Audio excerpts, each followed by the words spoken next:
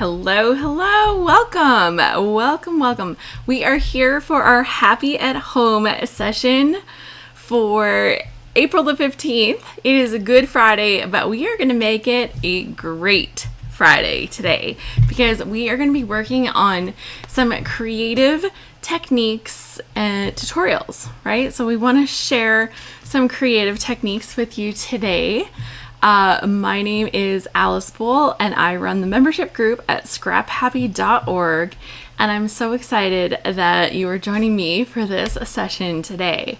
Now, Happy at Home is a series that I do every April. This is the third year where I've run this in April, where I go live every weekday at 1 p.m. Pacific, 4 p.m. Eastern time, and just share a bunch of creative techniques. So if you're here and joining me, then go ahead and either give me a like or give me a comment. Let me know where you're joining me from. What do you have for plans this weekend? Do you have any special plans this weekend? I do have special plans this weekend because it is my 25th anniversary on Sunday. So we are going to have a little anniversary party. And in celebration of our anniversary, my husband has picked me up a greenhouse. So I'm pretty excited about that too. So I have a brand new greenhouse so I can start growing some more fruits and vegetables. Well, probably more just vegetables because that's kind of what grows around here. So welcome. We are going to dive into some fun techniques, and I love doing these sessions. Now, I thought since it was Easter, since it's Good Friday today, that we would do something a little bit different. And I actually have a list of creative techniques on this sheet, and I thought, why not do a draw so that we could, choose which techniques we're going to start with. Because honestly, timing is always an issue. How much time do you have to get all of these done? I've got 10 techniques on the list. If we have all of them done, I will be amazed. But that means we need to get started. So I have the master list. It's numbered 1 to 10.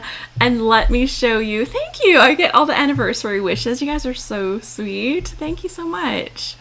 From Donna, Gina, Lauren, Deborah, France. Thank you. You guys are so sweet. So I'm just going to show you what we have here. And it is my little basket. I've got a little basket full of little bunnies and chicks. And I'm really excited. I actually have chicks or eggs right now. They're not chicks yet, but I've got eggs in the incubators. I can hatch some little baby chickies. They're not going to be here for Easter, but a few days after I should have some baby chicks. I would love to dive into that today. So if you're like, Alice, I want to know how you do this. And some of these techniques you may already know. Maybe you even know them all, which would be really cool. But I think we'll just get started. Let's start with this cute little baby chickie, and we'll open them up. So number five is a waterfall technique. Okay, so that's where we start. I thought I brought plenty of paper, but I'm gonna grab just a little bit more.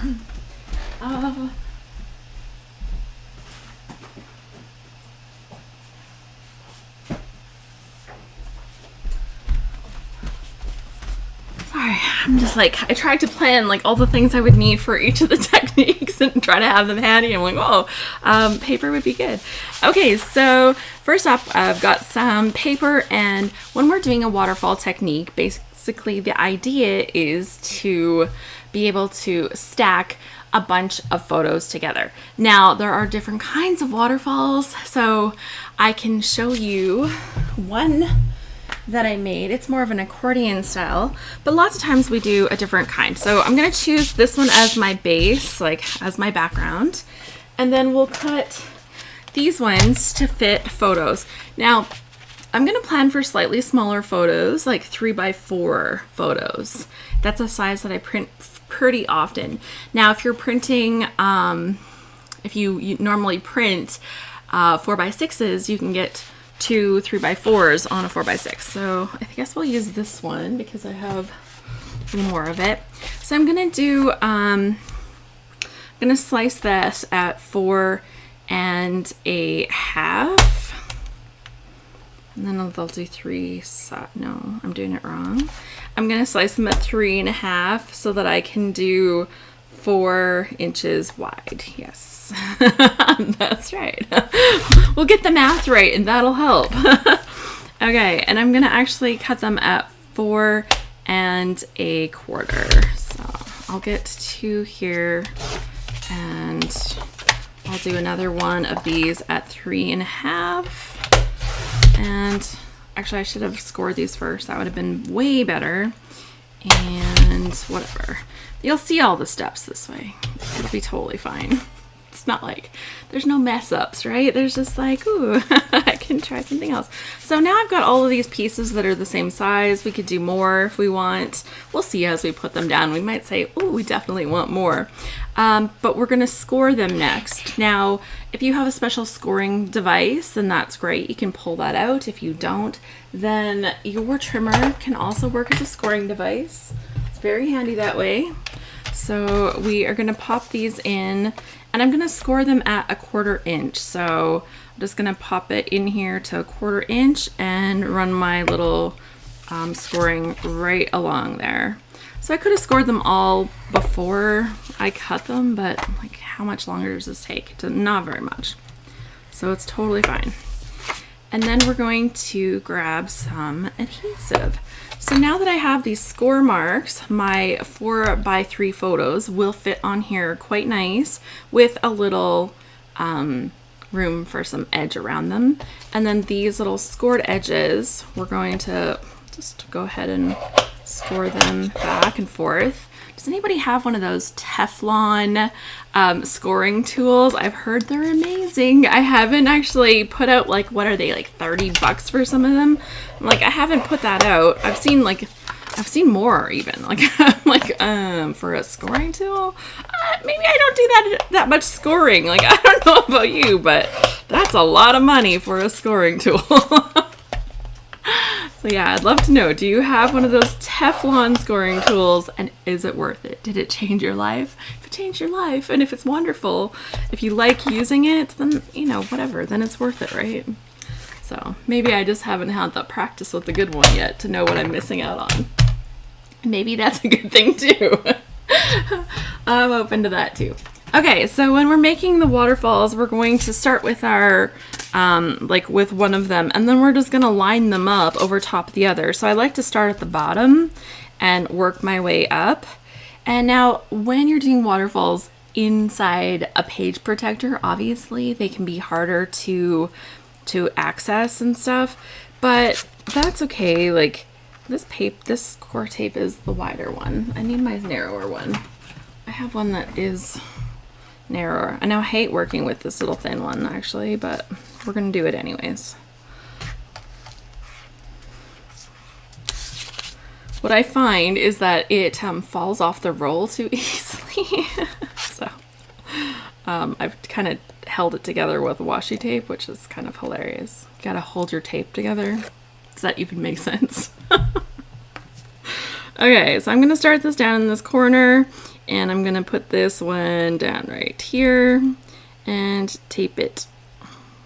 Is that lined up? Looks like it. There we go. So I'm gonna tape this down. Now I'm gonna have this little waterfall area. You can even go ahead and, like, once you just put that on there, give it a good score so that it folds really nice too.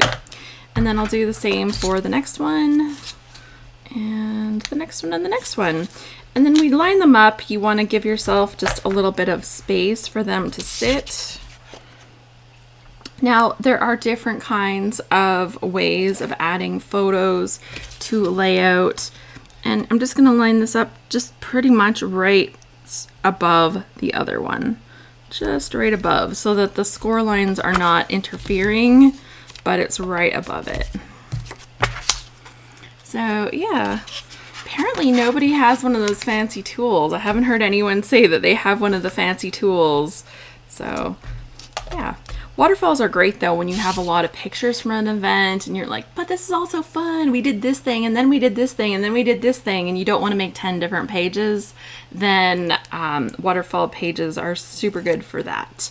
In fact, yesterday during our live, I showed a page that had not really a waterfall. It's more of an accordion fold, but we can have a look at that here in just a second. Now you can see this is a great way to get lots of photos because you have both sides. Another great thing that a waterfall is really good for is when you have journaling or like a lot of storytelling that you want, but you don't really want to necessarily look at your journaling.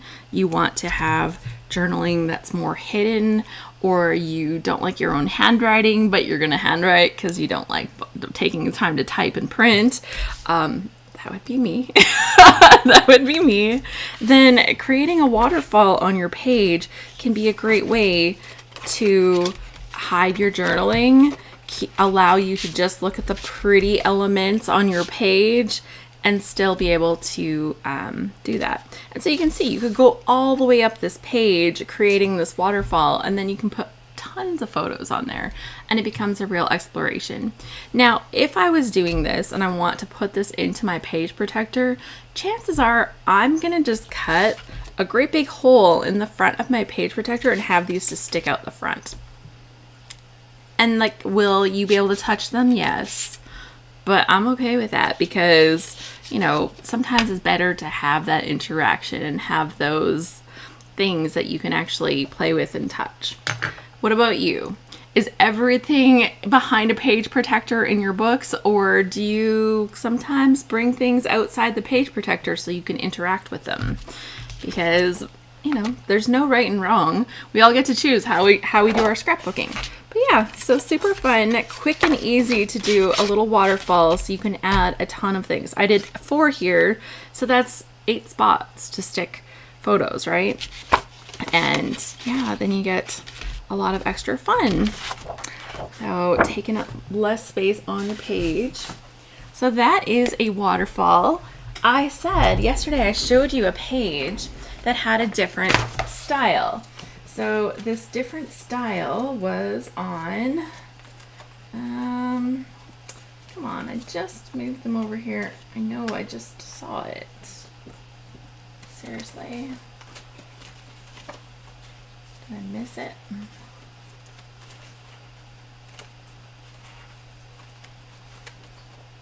It is a white background.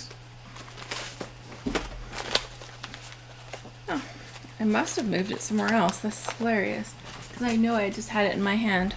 Okay, well, I don't have it. So the other one is an accordion, so we create an accordion. However, we might see that in a few minutes anyways. So that's our first one. We did that. Check the waterfall. So waterfall, good for adding lots of photos to your page. Next up, we need to draw another egg. So here we go. We did a chickie last time. Let's do a bunny. Let's do a bunny, hey? Okay, what do we got? Number 7. Number 7 on my list is a QR code. Okay, actually, this will be interesting.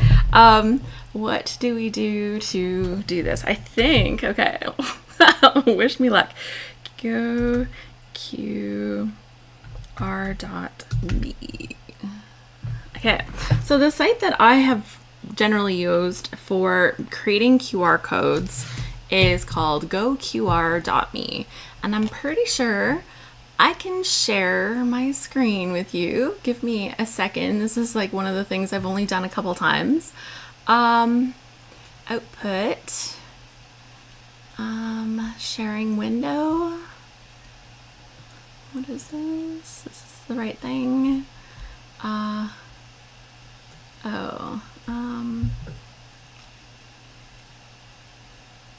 That's not what I'm looking for. Source, share screen. Okay, so hopefully I can put this here and I can do share screen. Now, is this showing me the right screen? It's showing me this one. How do I get rid of that one? I don't think I can. I don't think I can get rid of that one. So we're gonna see this. Anyways, we've got this one here. Oh, it's because it's trying to show my whole screen. Oh, that's hilarious. Okay, so down in this bottom right corner, I wish I could make zoom to app windows.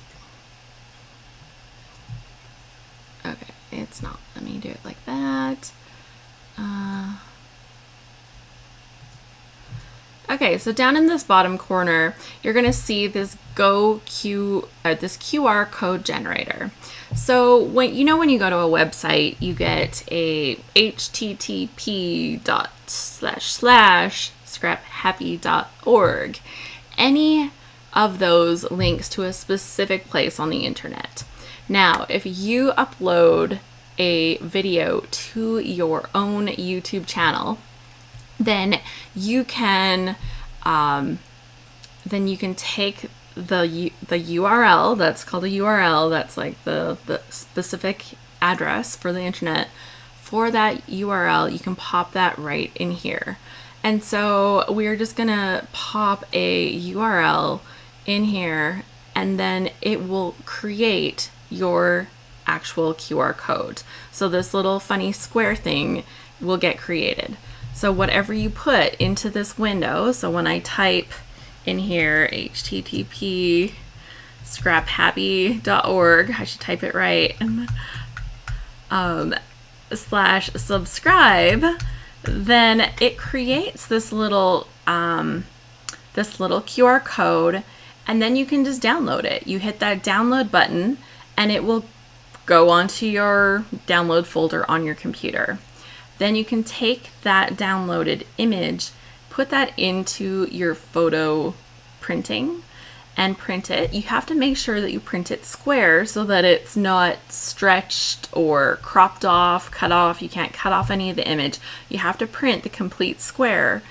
But if you print that square, you can then put that onto your page. So let's go back to my cameras, and I'm going to show you exactly what that looks like with a page. I showed one the other day, but I have another one. I just saw it with my son's.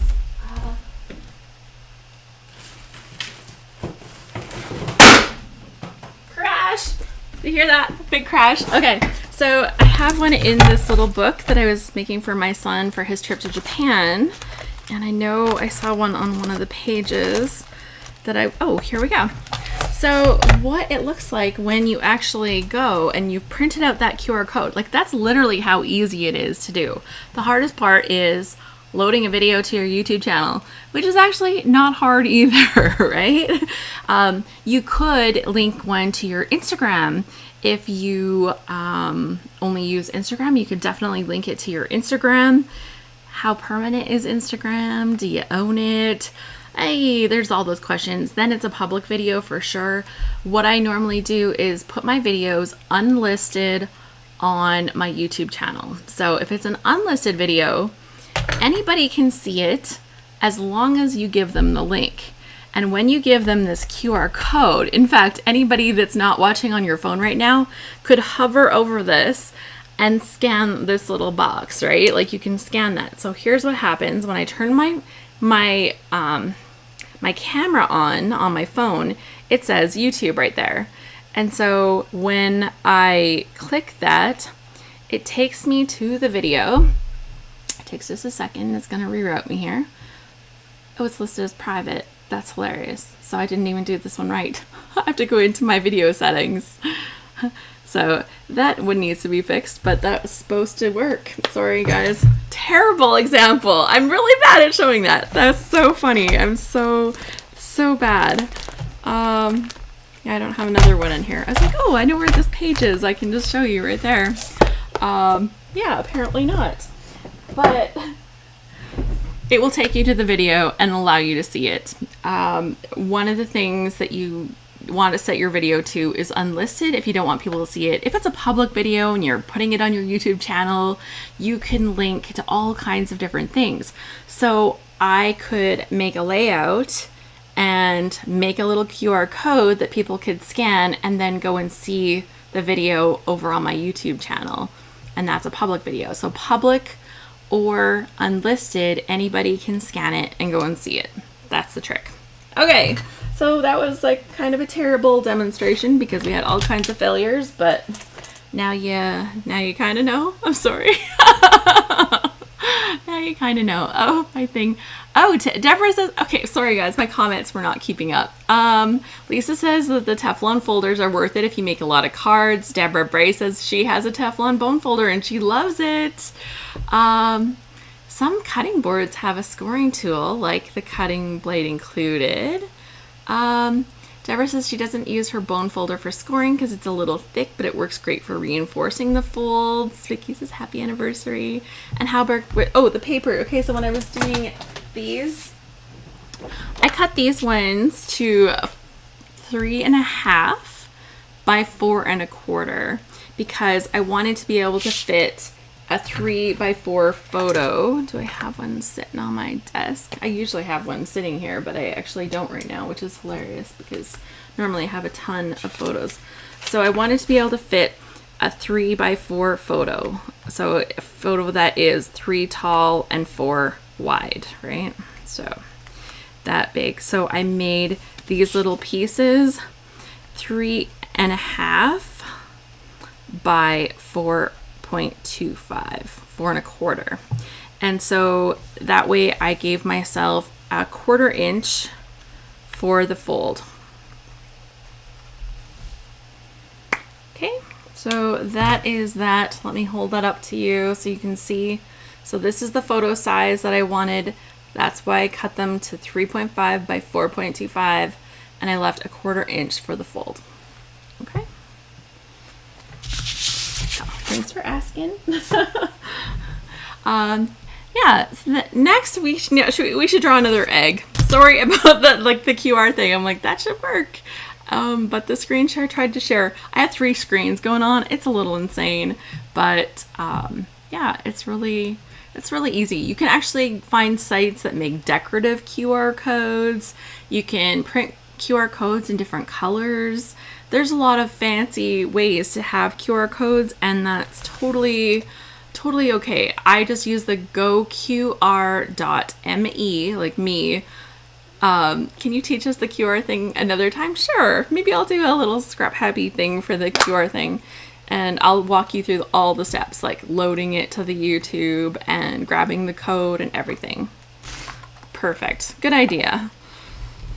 Okay, what do we have here? We have number 4. So let's see what number 4 is on the list. So I'll write down QR code. Needs to be done again. Number 4 is a shaker. So I told you guys that I am like the biggest cheater when it comes to shakers. So let's talk about shakers. One of the things that I used shakers for a lot were in my pocket pages when I did my pocket pages. So I'm going to just grab that book that has tons of pocket pages. You guys haven't seen this because I haven't showed this all month. And yeah, let me show pocket pages. Yeah, so here we go. Here's a good example of one of my pocket pages, and I have lots of flip-flaps with like hidden stories and different things in here. But if we flip through, you'll see also pages of different sizes. You'll also see pages, like more pages with little sizes to commemorate different things that happened. But you're also going to see shakers. Now, some shakers, this one I did more as a single-sided shaker, but like that means that the side on the other side is just closed. However, most of the time I did shakers that covered both sides, or as an extra little flip on the page. So here we go. I used flip-flaps all the time for shakers because I think they're brilliant. So we're actually going to combine two things together because number 3 is using flip flaps and number 4 is using shakers, and we're just going to combine them together. So if we draw the other one out, we might already be done that one. So here is a shaker pocket that I made to kind of cover up one of these pictures so that when you lift the shaker, it's like, ooh, look at that underneath, right? I love having those little surprises in the book. And so flip flaps are a really great way to add extra photos to your books, right? If you look right here, I've got a photo here. I've got the flip flap allows me to have extra embellishments and more story hidden underneath. So when I add the shaker here, that's just a super fun way to add a little extra something. And now you could do this on any kind of page. It doesn't have to be a pocket page. If you wanted to have like a little shaker on top of your layout, you could totally do that on a regular 12 by 12 layout. Doesn't matter. So lots of fun with shakers. You'll see I sometimes did shakers where I've sealed off this top pocket and made this into a shaker here. The back side is already something for my November page. This side here is my December page.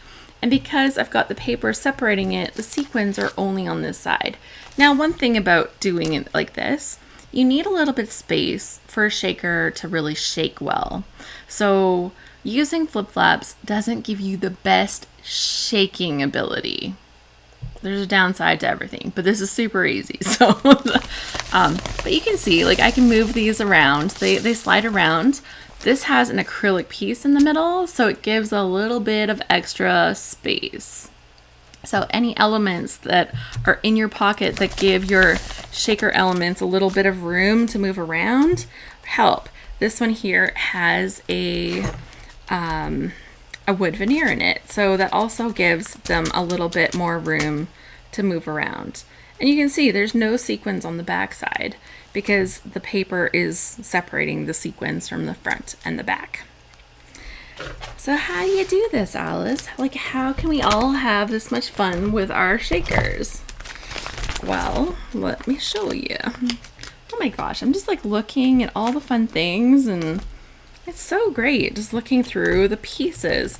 I don't love making pocket pages. I think they're kind of boring normally, but that's why I add all of these little elements.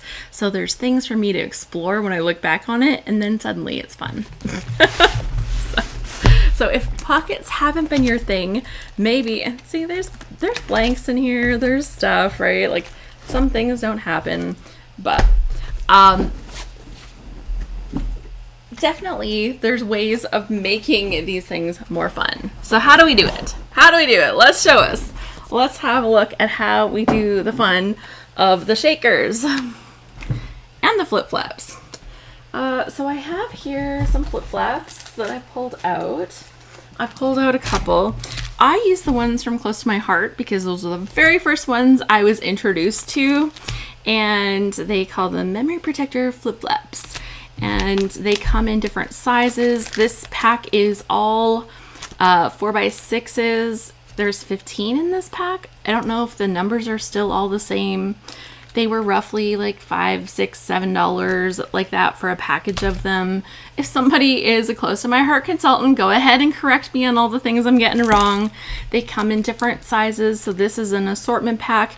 So it had a lot of different square ones, I think, in this one. So when you're applying a flip flap, I usually start with my page protector, usually with a page in it. So I'm actually going to take this page that we were creating here, and I'm going to pop this inside so that we can see that a lot better. What are you using as a little shaker and picture protectors? Yeah, so these are those flip flaps. Good. Sophia says, I've used pocket pages rarely to document a random week in detail, a snapshot of family life in the moment, perhaps just once in a year. And those are amazing to look back on. Yes, that's wonderful. I'm going to just like throw that up on the screen here because that's like such a great thing. So let's grab little pieces. Okay. Is that fun enough? Okay.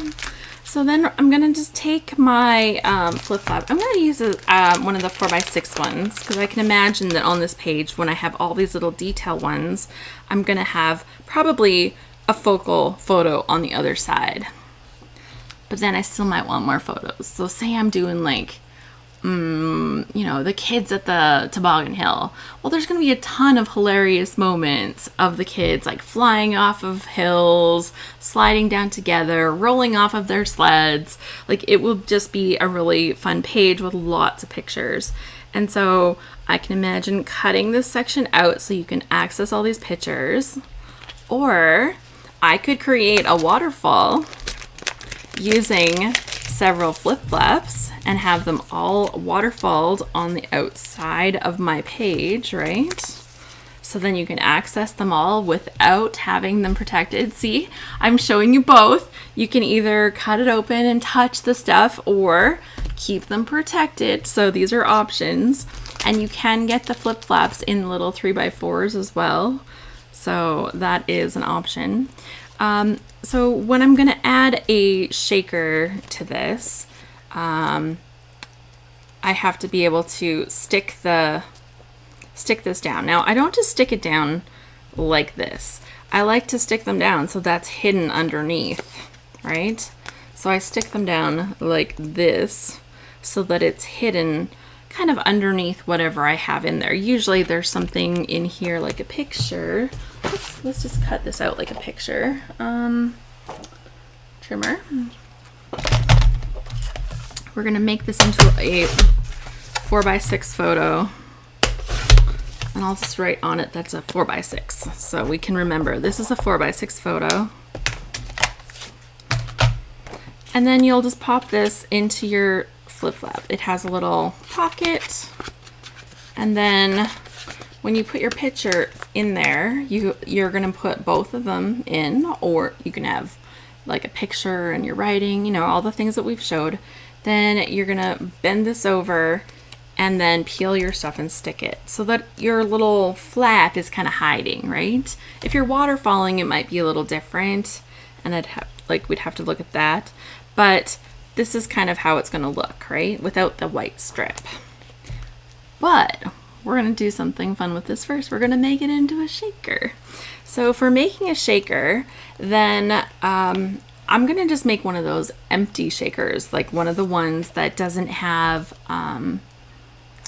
pictures and stuff inside of it. So let's just make an empty shaker. And I'm going to take these little pieces of sequin and I'm going to dump them in here. Yeah, you want a few. Maybe not too many. I think a few more. And then it's going to slide, so they're going to slide around in here, not too bad. Now, if you're making shaker cards, this is also the easiest way to make a shaker card. You've already got the little pocket. You don't have to deal with like an extra layer of film and all of the necessary like foam stuff and whatever. So easy to make a little shaker card when you cheat and use these. And if you don't mind like chopping up your big page protectors, you can get a bunch of page protectors to turn into like shakers if you want. Like there's always that. So once you have your little pieces in here, you might have other little embellishments that you want to put in there. Let's say, for example, let me get my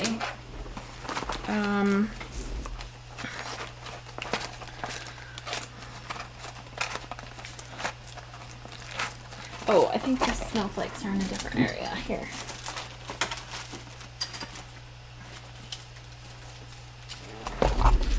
Yeah, so I've got some little snowflake pieces here. And these are acrylics. So when I put them in here, they are kind of one-sided. So they won't look as good on the back, but I'm going to lay them in so that they look good on the front side, right? And I think the green is a little bold, so I'm going to take that one out. So I'm going to pop them into this pocket, and then that's going to help give my sequins a little more space to slide around, right? Now these might flip over and whatever, like it's not going to be the end of the world. Okay, so let's slide these in here. Come on in, everybody. It's going to be a party.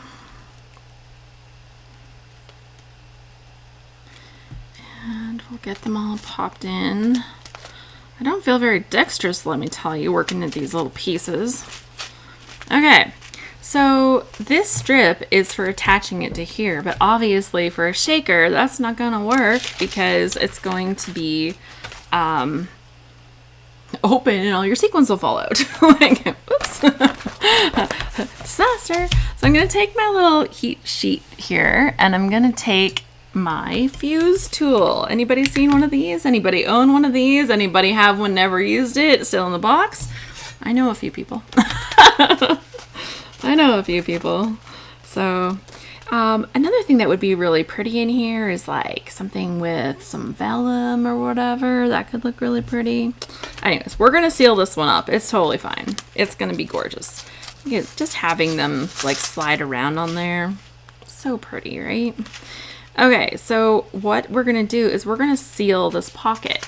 So if you're looking at a flip flap, it has like these little sealed edges all along the edges like that, right?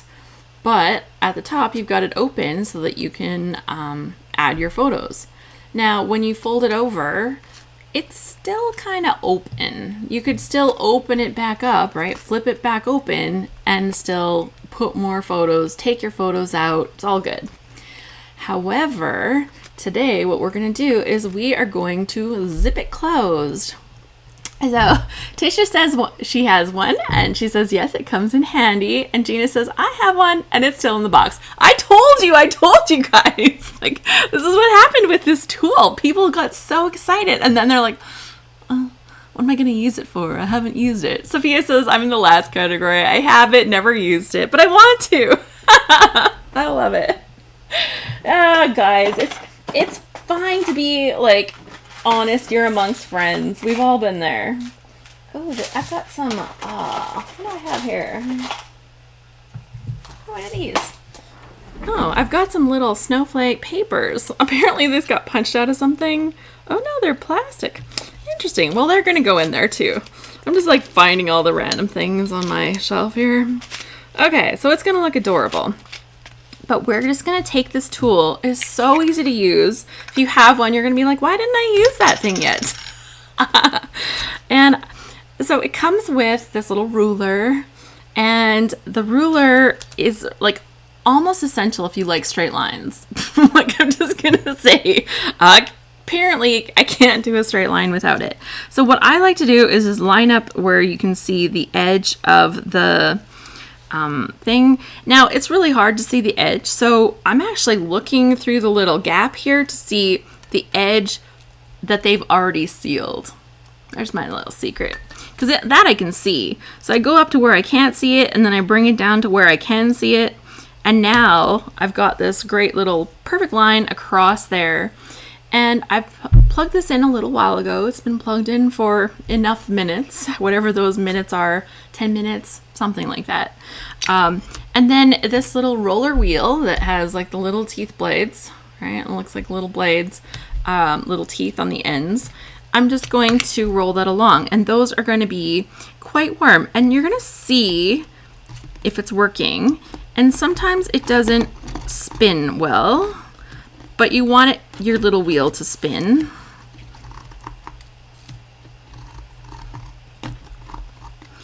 And if it's not spinning, you kind of go over that spot again, but you don't want to go too much because it's hot. It's hot, right? And don't touch it. Whatever you do, don't touch it. And when you're done, put it back on the little stand that it comes with, and don't touch the hot part. Don't touch the hot part. And now I'll fold this up and I'll show you. This little end is sealed. Is it perfect?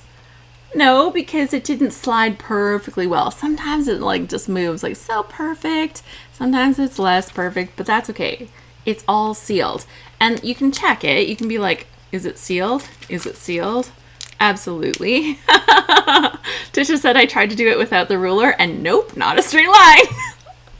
Trust me, I'm like the laziest when it comes to this stuff. So when I'm telling you, it's just, yeah. If I could try it without the ruler, I'm like, I could totally draw a straight. No, I can't. No, I can't. Okay, so let's put this aside. I told you I got all these tools ready for us, right? I was getting all the things ready. Okay, so let's put that aside. Now we have this great pocket. And now we can take this pocket, we can peel off the little strip. See, so that was easy. I like to fold it over really carefully. And then I like to line it up where I'm gonna put it. So I think I'm gonna have like title up here, these running up the side, and this is gonna go about right here. Now, if you stick it down wrong, you can peel it back up. Try not to. So then I like to line it up, stick it down, and then just go in and just kind of rub it on there good. You know, what do you call it? Burnish it on there a little bit. But it's gonna stick. Like, it's sticking. I can lift my whole page up. It is not coming off of there. These things stick good. They used really good adhesive. They did a great job. Now, if you had to pry it off, you totally can. Just go to the corner, pry it. It's not great. Tisha says, I never knew you can do that on the mat. I'm always looking for cardboard or something that I can use not to burn my table. Yeah, these ones are like the mats you can put into your oven kind of thing. They're like those silicone mats or whatever. They're similar to that. I've always just done it on this, so if it was going to be ruined by now, it would be ruined. I did use it on the back side, and I don't normally. I usually use it on the top, but yeah. I've always done it on this mat. Does that mean it's technically safe too? I don't know, because I've never ever done it on anything else, just on those. And you know, you're not going to heat your countertop that much, but if you have a really delicate thing underneath, yeah, cardboard might be a good idea, right? Like depending on what surface you have. Do you have like some antique dining room table that you're working on? Like, I could not do that because I'd ruin it. But you know, I would slide my trimmer across the page and be like, oh, I ruined it. Yeah, so I think that it's it all comes down into how, like, you know, I'm not doing it a ton either right now. Okay, so that was that. I think that worked out good, right? We did good. I get a check mark for that. And actually that was number 3 and number 4. So if we open up egg number 3, we've already done that one. Okay, close the sequins before you put them away or spill them all over. So now I've got this great little shaker that can go over top of my photo. Now, I encourage you, put your layout in there first if you're gonna do something like this, because when I go to line up my photo on my page, it's gonna a little bit suck. I'm gonna have to measure and put my photo in so I can hide it kind of behind all of the fun little sequins. So I'm doing it a little backwards, but it's totally okay. Totally okay. I'll work with it. It'll be fine. Okay, so last time we had a chickie, because I see 2 chickies and a bunny, so it's time for a bunny. It was one of those, and lots of things related to flip-flop shoes, which are a whole other thing. Which company makes these? Oh, the flip-flops, close to my heart. Close to my heart. They're like a home party kind of company, right? It's like Stampin' Up, close to my heart. I think of them like Stampin' Up is more for card makers and close to my heart is more for scrapbookers, but you can kind of do stuff with both of them, right? Both of them are like, hey, I can do that too. But really, when I think about close to my heart, I think of it more for scrapbooking.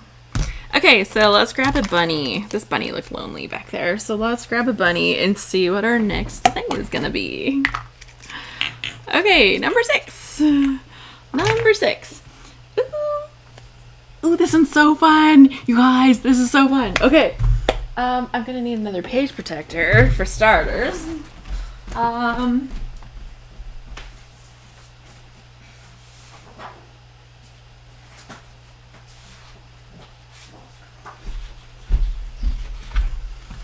Oh my goodness. Okay, so much fun. We are going to do something called the secret slider.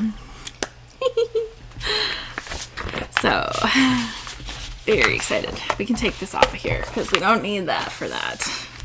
We will need my mat. And this is like a magic trick that we're gonna do. It's so fun. Okay, we need something to slide. Let me see if I have something to slide in my random stuff. Oh yeah, we're gonna finally use my baby deer. Oh, I don't know if I want to use this paper with my baby deer. I want some pink paper. Yeah, we're gonna grab pink paper, right? That'll be better. Okay. Definitely need pink paper to go with my baby deer, not this stuff. Okay.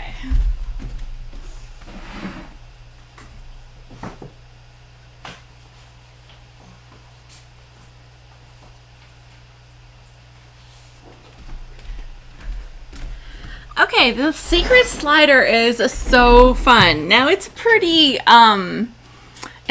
interesting technique, and I don't know if I demoed one of these this weekend for like this month so far for you guys. So the idea is we're going to attach our little cute little deer over here, and we're going to be able to slide it over here. It'll be awesome. Okay, so let's give this a go. There's some tricks to this. So the first thing we're going to do is we are going to cut a slit in our page from here to here. I'm going to make it a little bit narrower than the little deer's body. So maybe 1/4 inch, maybe 3/8 or something like that. So we're going to cut that first. And can you do it in like curvy lines? Wait till you get better. Practice with this first, right? Practice with this first.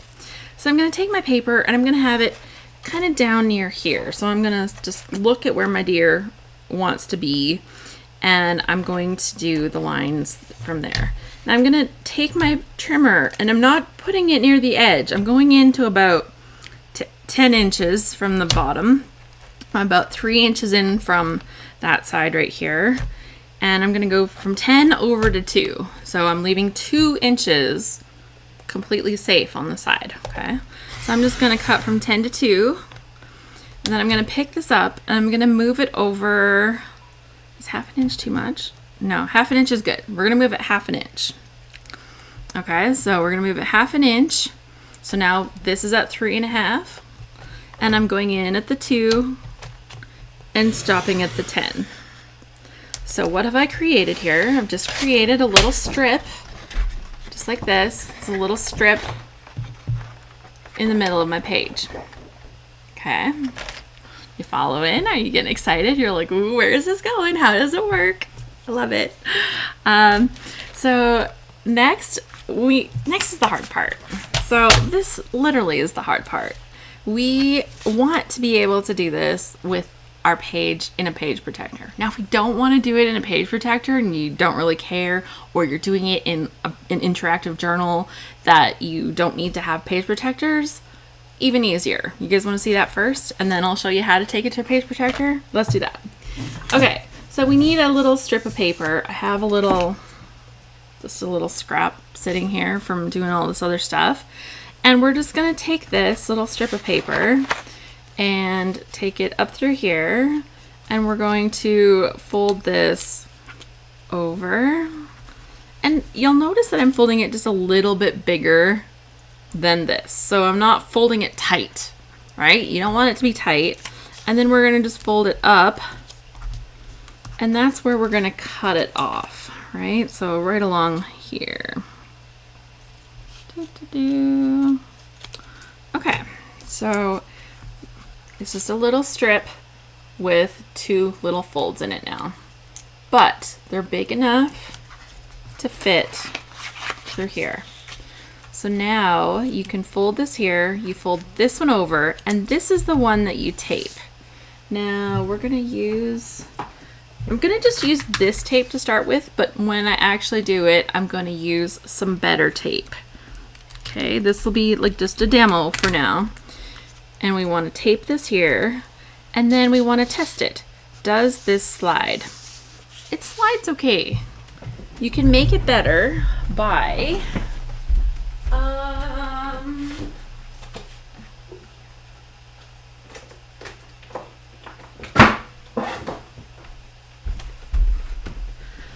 if you have a little embossing buddy. If you don't, take a little cornstarch and you can dab just a little bit of cornstarch or embossing buddy powder along here, and then it will slide just a little bit better. Okay, so you see that? Really good, right? Now, the next thing that you're gonna need is a little bit of foam tape, which is also on my desk. And then you're gonna take your foam tape and cut a piece of it that's going to fit on here. And then when you peel this off, it's gonna go onto your little deer. And you can kind of hide the little mechanism that I have in the background. Now, if you want, before you do that, you can add some twine or string or ribbon behind it so that you don't have to like touch the little deer to slide it. But I don't usually do that. But you can. So do I have some twine or string? I thought I had some out the other day. You know, you could take a little piece of twine or string, and before you put the deer on there, you can attach some, I'm just gonna take that off of there. You can attach some string so that you have a little piece. I'm gonna cut this open.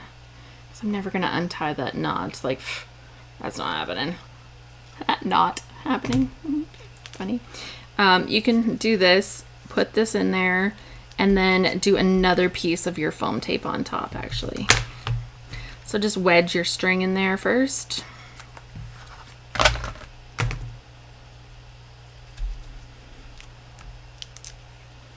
And then your little deer can go back on.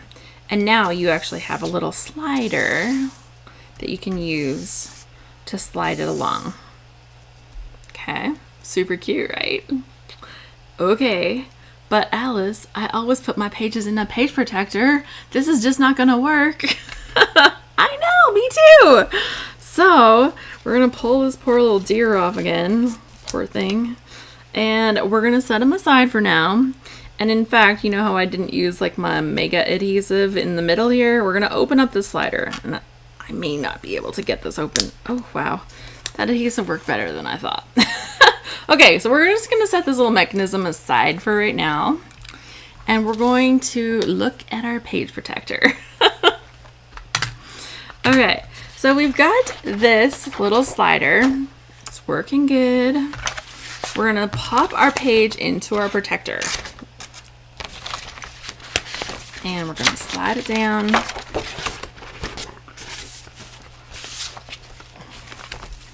Okay, so now I like to take a little foam mat and pop it in behind one of the sides. Now I will say, you're gonna have to make your layout first before you do this, because once you do this, it's kind of permanent. So you're not pulling this page out over and over, okay? So plan to kind of make your page and then add your little deer or whatever your embellishment is. It can be a person. It's so cute. I made a page for Joe when he went to kindergarten, and I made this little house on the page, and you could slide him in behind the schoolhouse. It was a schoolhouse. You could slide him into the schoolhouse for his first day. Oh my gosh, like adorable. Is that in his book? I wonder if it's in his book. I don't know if it is. Okay, if you have one of those little metal tools that are like this, one of those little tiny little round ball end tools, this is their time to shine. You're going to want to push a hole right through there. Now I've got my mat behind there, so I'm not going through the back side of my page protector. I'll be able to slide another piece of paper, like another layout in here. It'll be totally fine. But I've pierced a little hole with this tool right in there. Now, if you don't have one of those tools, what can you do? Ballpoint pen. Ballpoint pen, same thing. Now, why do we do this? We're marking the ends. We're going to slide this over and do the other end. We're marking the ends of this because we want our, and by piercing it like this, you're almost creating a stop so that your page protector doesn't end up tearing. It by piercing it kind of creates this little stop end for it. Make sure that your paper is pushed all the way down so that it's down in all the way. Yeah, so I've just marked those 4 ends now. Now we can take out the little foam piece. Now this is just a little foam piece that I use with my, call it a stabby stabber, paper piercer. Now I'm telling you to use this because it's actually better about the way it punctures the page protector than more of a stabbing tool. You want a little bit of that dullness to really stretch that page protector and pierce through, okay? Next we're going to be cutting this page protector. Now, the paper in there is kind of irrelevant. It's important. We want to kind of line up, but that's what those dots now are for. We're going to be cutting it, and we kind of need to use a craft knife for this. I know not everybody loves craft knives. I get it. I know.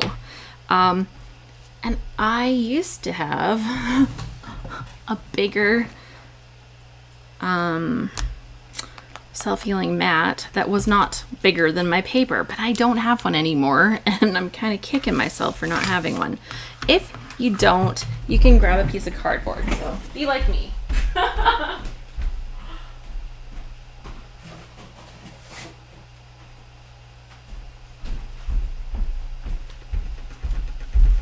If you don't, you can use cardboard. You don't need to have a self-healing mat, but if you have one that's small enough to fit in, but this one is not long enough, then you can just use some cardboard. I'm gonna actually fold this in half so it's extra thick. Is it small enough to go in there? Not quite. Okay. Okay. Let's just get that ready. This feels like very thin cardboard. They're very thin chipboard. Okay, now we have those little tiny dots. We're gonna line our ruler up. I have a metal edged ruler, which is, I think, ideal. These came from Close to My Heart. I have no idea if they still carry them. I used to be a Close to My Heart person, so I do have an affinity for many of their things, but you can get metal edged rulers from lots of places. A clear metal edged ruler, I think, is a great tool for any scrapbooker. So now I'm just going to line up the dot to dot, and we're going to play dot to dot with my craft knife, making sure that we are just cutting the plastic protector using that cardboard. Watch your fingers. Now you want it to be pretty straight, but you know, I got a little wonky in there. As long as, you know, it's not going to interfere, it's gonna be okay. So then we got to do the other holes, and we're playing connect the dot there again, and we'll go from hole to hole. Ta-da! Okay, super fun, and we're done. So now, not only does our layout, our beautiful layout that we made back here, have that little slit, but now our page protector also has this little slit. Slot, slice, I don't know. We're gonna take the paper and the plastic together. So you saw, like, I've got the paper and the plastic. And now we're gonna take our little device here that we made, and we're going to wrap that back around here This time I'm going to put some red line tape in there because that stuff is sticky as heck and it'll stay forever and ever. And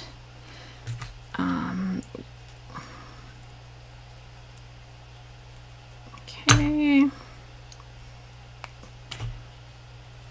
red line tape right in here.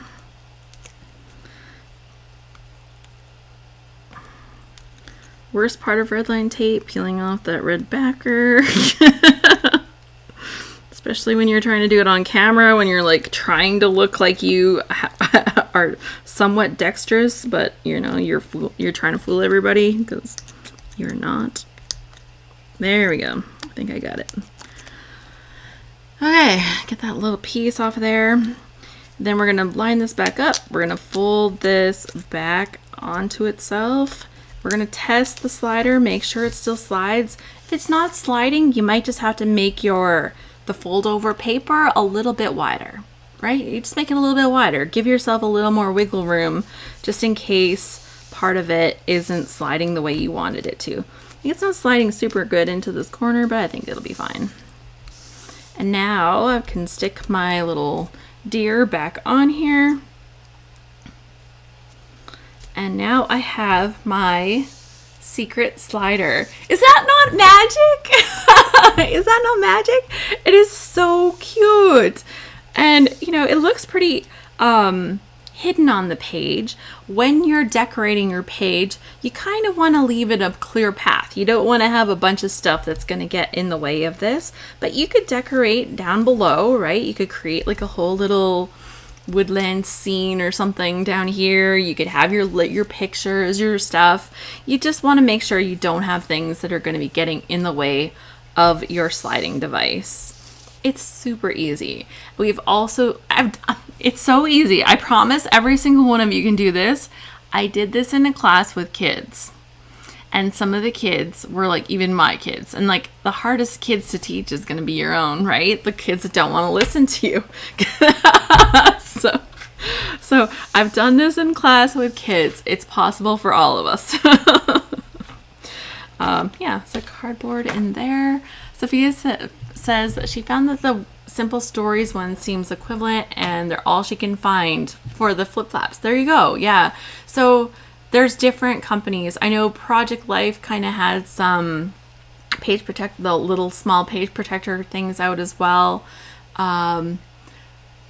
Yeah. So yeah, there's a few different companies. Thanks. Yeah. Thanks everyone for helping out with that. Yeah, and I just think this is such a fun thing, right? And adds that little bit of interaction to your page. Would you do this on every layout? Probably not. But once in a while, it's pretty charming. And like, it doesn't have to be a deer. Like I said, you can cut out a person. You can do all kinds of things. Should we look and see if I have that page of Joe's in his book?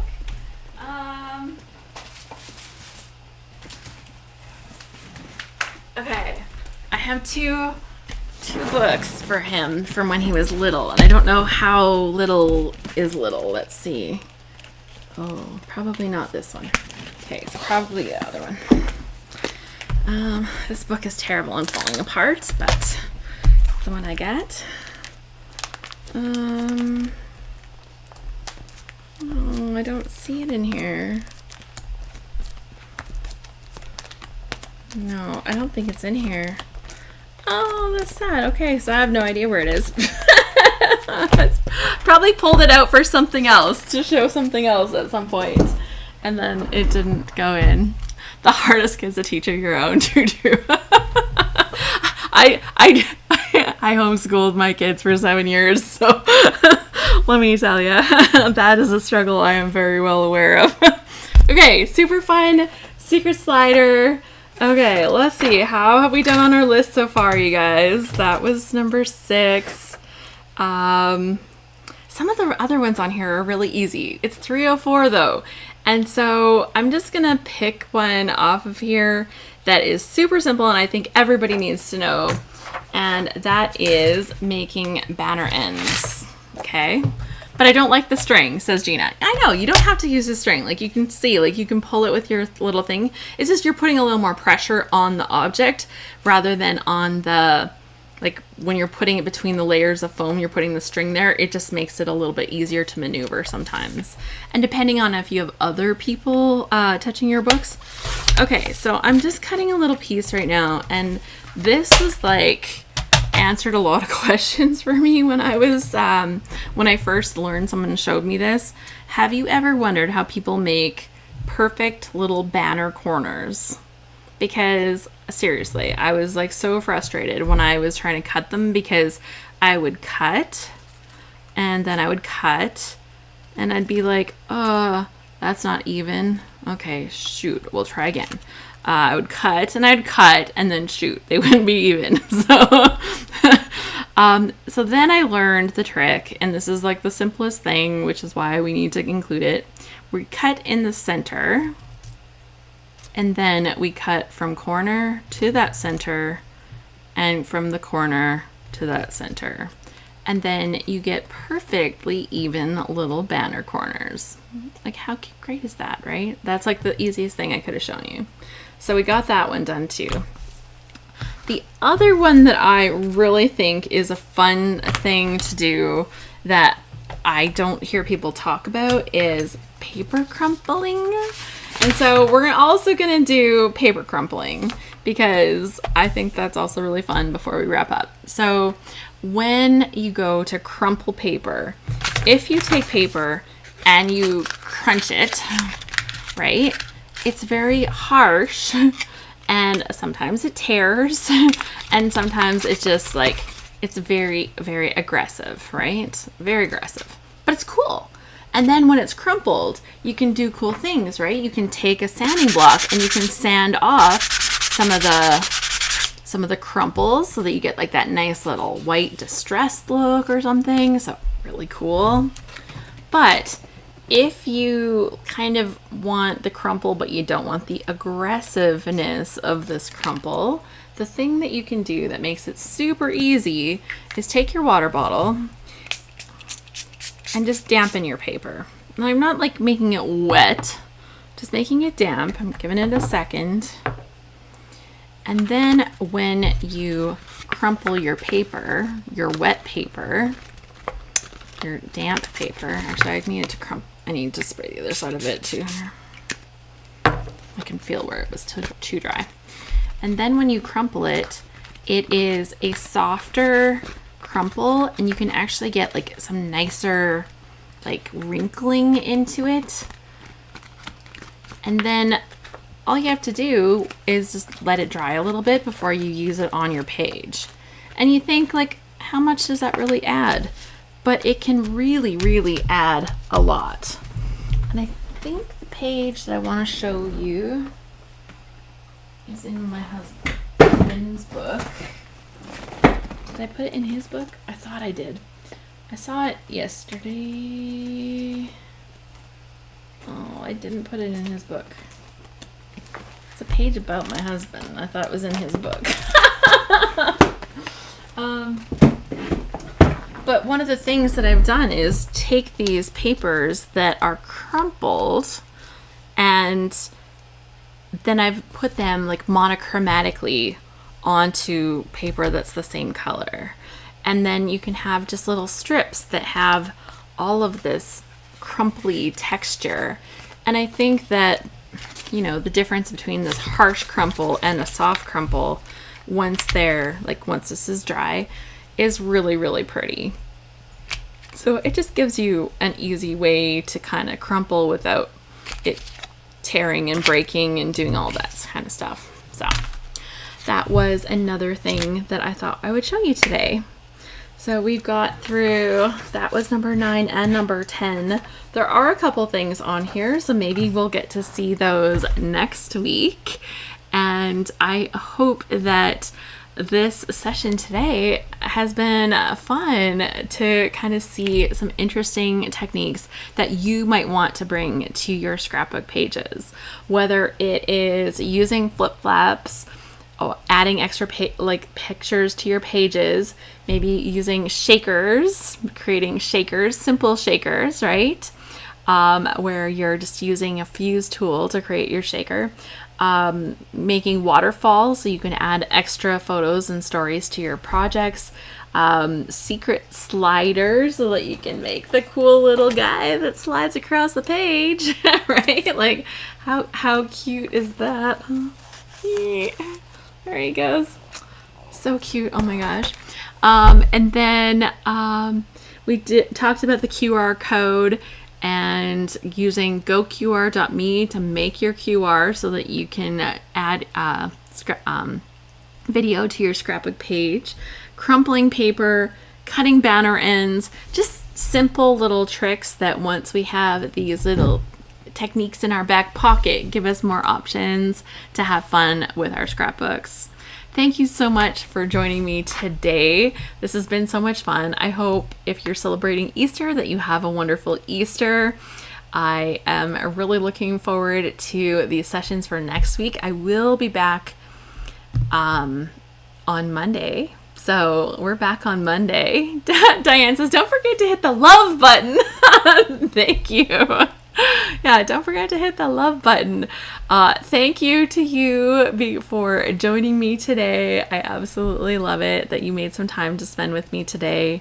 If you want to connect, you can find me on Instagram at Alice Bowl. And you can also sign up for my newsletter, scraphappy.org/subscribe. And my favorite products are listed at scraphappy.org/faves. That's where you find my favorite stuff. So I'm pretty sure flip-flops are on the list, you guys. Just saying. Yeah, so many fun little things that we can bring into our scrapbooking just to mix it up and have a little bit of fun sometimes.